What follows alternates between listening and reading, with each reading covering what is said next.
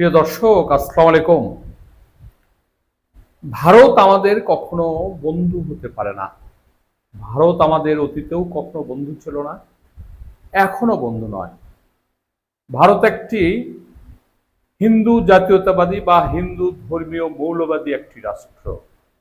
অথচ তারা দাবি করে তারা অসাম্প্রদায়িক চেতনা সম্পন্ন একটি রাষ্ট্র, বা তার যে রাজনৈতিক দল এখন বিজেপি আছে, তারা একটি ধর্মনিরপেক্ষ দৃষ্টিভঙ্গি নিয়ে রাষ্ট্র পরিচালনা করে। সম্পূর্ণ মিথ্যা কথা। কি ভয়াবহ মুসলিম এবং বাংলা ভাষাভাষীদের উপর যে তারা আক্রমণ চালাচ্ছে, সেটা অবর্ণনীয় এবং সেটা ভাষায় প্রকাশ করা যায় না। আমি সেরকম একটি প্রতিবেদন আপনাদের সামনে তুলে ধরছি। আসামে শত শত ভারতীয়কে বিদেশি বলে বাংলাদেশে ঠেলে পাঠানো হচ্ছে।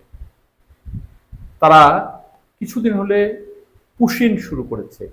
তারা ভারত থেকে যারা বাংলাভাষী মুসলিম এবং ভারতীয়, এবং তারা দীর্ঘদিন ধরে ভারতে থাকে, ভারতীয় বাংলা ভাষাভাষী মুসলিম, এদেরকে বেছে বেছে ধরে ধরে নিয়ে এসে তারা পুশিং করছে। কেন?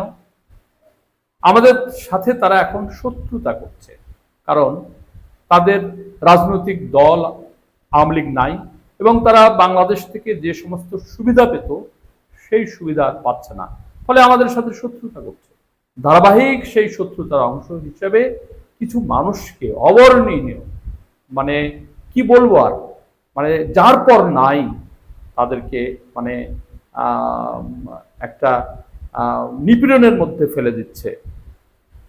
উত্তর পূর্ব ভারতের আসাম রাজ্যে হাজার হাজার দরিদ্র এবং প্রধানত শ্রমিক শ্রেণীর মানুষ নিদ্রাহীন রাত কাটাচ্ছেন, কারণ শত শত ভারতীয় নাগরিককে বাংলাদেশি বলে আন্তর্জাতিক সীমান্ত দিয়ে বাংলাদেশে ঠেলে দেওয়া হচ্ছে। ভারতের মুম্বাইয়ের নাগরিক সমাজের সংস্থা সিটিজেন্স ফর জাস্টিস অ্যান্ড পিসের সিজেপি প্রকাশিত এক দীর্ঘ প্রতিবেদনে এসব কথা উঠে এসেছে। কি বলেছে? সিজেপির প্রতিবেদনে যে 6 নারীর সাক্ষাৎকার প্রকাশ করেছে, তারা হলেন হাজেরা খাতুন, সোনা বানু, রহিমা বেগম, জাহানারা বেগম, আশিফা বেগম ও সাহেরা খাতুন। এই প্রতিবেদনে তৈরিতে আসামের বেশ কিছু সাংবাদিক ও সমাজকর্মী অংশ নিয়েছেন বলেও জানানো হয়েছে। গত 23 মে থেকে হঠাৎ করে রাজ্যের 33টি জেলায় পুলিশি অভিযান শুরু হয় এবং কোনো নথিভুক্ত মামলা, নোটিশ বা আইনি যৌক্তিক ব্যাখ্যা ছাড়াই প্রায় 300 মানুষকে আটক করা হয়। ফলে এসব ব্যক্তির পরিবার চূড়ান্ত অনিশ্চয়তার মধ্যে দিন কাটাচ্ছেন। ও হাজেরার পরিবারকে সম্পূর্ণ অন্ধকারে রেখে তাকে আটক করা হয়। ফলে চরম উৎকণ্ঠায় ভুগে তার পরিবার নানা জায়গায় হাজেরার খোঁজ করতে শুরু করেন, কিন্তু ডায়াবেটিস রোগে আক্রান্ত এই নারীর কোনো সংবাদ তার পরিবার পায়নি বলে সিজেপির সমাজকর্মী ও সাংবাদিক নন্দ ঘোষ এবং আইনজীবী অভিজিৎ চৌধুরী জানিয়েছেন। হাজেরা মে মাসের শেষে বাসায় ফেরার পর তার সঙ্গে সিজেপির প্রতিনিধিরা কথা বলেন। হাজেরার সঙ্গে কথা বলে জানা যায়, তার মতো আরো অনেককে 3-4টি বাসে করে বড়পেটা জেলা থেকে 91 কিলোমিটার দূরে মাটিয়া বন্দি শিবিরে নিয়ে যাওয়া হয়। সিজেপির প্রতিবেদনে হাজেরা বলেন, সারা দিন রাত না খেয়ে এই সময়টা কাটাতে হয়েছে। পরের দিন সকাল 10টার দিকে আমরা তখনও বাসে করে আছি, আমাদের বের করে নিয়ে যাওয়া হয়। কিছুক্ষণ পরে আমাদের সামান্য ভাত দেওয়া হয়। আমরা খুব ভয় পেয়েছিলাম, আমরা ঠিক মতো খেতেও পারিনি। এরপর আমরা ভেবেছিলাম যে ঘরে আমরা ছিলাম সেখানে কিছুক্ষণ হয়তো বসতে দেওয়া হবে, কিন্তু আমরা বসার সঙ্গে সঙ্গে আমাদের ডাকা হয় এবং বলে আমাদের ছবি তোলা হবে। হাজেরা সিজিপিকে বলেন, এরপর আমাদের হাতে কিছু বাংলাদেশি টাকা দিয়ে সীমান্তে নিয়ে যাওয়া হয়। সেখান থেকে বাসে করে নামিয়ে বলা হয় নিজেদের মধ্যে কোনো কথা না বলতে।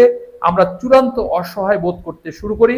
সেখানে সীমান্ত সংলগ্ন এলাকায় আমাদের ছেড়ে দেওয়া হয় এবং আমাদের বাধ্য করা হয় সারা রাত অভ্যুক্ত অবস্থায় বৃষ্টির মধ্যে দাঁড়িয়ে থাকতে। এরপর সকালে বাংলাদেশের সীমান্তরক্ষী বাহিনী বিজিবি হাজেরা ও তার দলকে জিজ্ঞাসাবাদ করে তারা কেন বাংলাদেশের ভূখণ্ডে প্রবেশ করেছেন তাদের সেখানেই রেখে দুই পক্ষের সীমান্তরক্ষী বাহিনীর মধ্যে আলাপ আলোচনা শুরু হয় এবং তা চলতে থাকে। হাজরা বলেন, দুই দিক থেকে বাংলাদেশের একবার এদিকে একবার ওদিকে নিয়ে যাওয়া হয়, পুলিশের মধ্যে আলোচনা চলতেই থাকে, কিন্তু আমাদের কি হবে সে বিষয়ে কোনো সমাধান সূত্রে খুঁজে পাওয়া যায় না।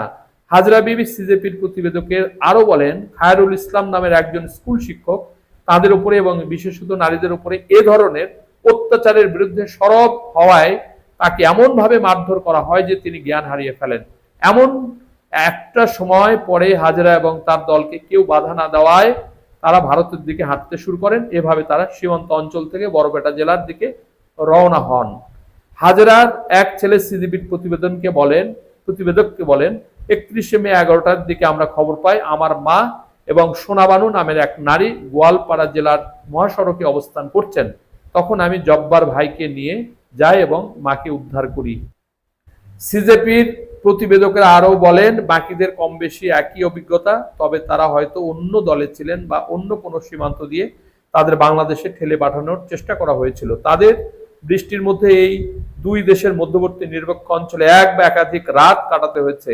মাথার উপর কোনো ছাদ ছিল না। বয়স্ক নারীদের অনেকেই অসুস্থ অবস্থায় ভেজা কাপড়ের দুই দেশের মধ্যবর্তী নিরপেক্ষ অঞ্চলে সারা রাত দাঁড়িয়ে থাকতে হয়েছে বা পানির মধ্যে ধান খেতে বসে থাকতে হয়েছে। স্থানীয় এক সাংবাদিক প্রথম আলোকে এই প্রসঙ্গে বলেন, আসামে এই মুহূর্তে হাজার হাজার বাঙালি মুসলিম আতঙ্কে দিন কাটাচ্ছেন। কবে তাদের দরজায় পুলিশ করা নাড়ে এবং কোনো কথাবার্তা না শুনে বা কাগজপত্র না দেখে তুলে নিয়ে সীমান্তের উপরে নিরপেক্ষ অঞ্চলে পাঠিয়ে দেয়। নিশ্চয়ই সবার সঙ্গে এই ঘটনা ঘটবে না, কিন্তু কখন কার সঙ্গে ঘটবে তা কেউ বলতে পারছে না। প্রিয় দর্শক, আর পড়ছি না, আর একটু আছে, কিন্তু একটি বিষয় আপনারা লক্ষ্য করেছেন কি অবর্ণনীয় এবং কি দুর্বিষহ জীবন তাদের তৈরি করেছে এই বিজেপি শাসক ভারত সরকার। শুধুমাত্র বাংলাদেশের সাথে একটি তাদের সমঝোতা হচ্ছে না মনে করে, এবং বাংলাদেশ তাদের মতো করে কথা এখন শুনছে না, যার কারণে তারা মানুষের সাথে অমানবিক আচরণ করছে। প্রিয় দর্শক, আজকে পর্যন্তই। সকলে ভালো থাকবেন। আল্লাহ হাফেজ।